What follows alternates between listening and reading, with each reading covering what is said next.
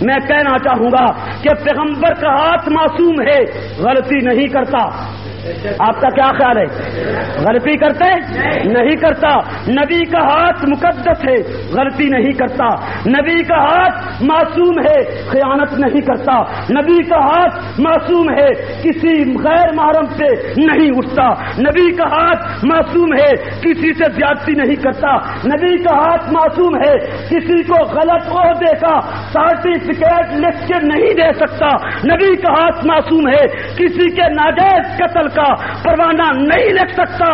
آج یہ بات کہتا جاؤں، اسی روایت کو سامنے رکھ کر خلافت و ملوکیت کا بیڑا غرق کیجیے کہ جس نے عثمان کو خائن لکھا، جس نے عثمان پہ تبرہ کیا، جس نے عثمان کی تقدیس کو، عثمان کی عفت کو، عثمان کے حیا کو پامال کرنے کی کوشش کی، عثمان کا ہاتھ نبی نے اپنا ہاتھ گردانا ہے۔ اگر نبی کا ہاتھ بیت المال میں خیانت نہیں کر سکتا تو عثمان کا ہاتھ بھی بیت المال میں خیانت نہیں کر سکتا۔ اگر عثمان کا ہاتھ، اگر نبی کا ہاتھ کسی کے غلط قتل پہ پروانہ نہیں رکھ سکتا تو عثمان بھی محمد بن ابی بکر کے قتل کا پروانہ نہیں لکھ سکتا۔ اگر پیغمبر کا ہاتھ کسی کو غلط عہدہ نہیں دے سکتا تو عثمان کا ہاتھ بھی کسی کو غلط عہدہ نہیں دے سکتا۔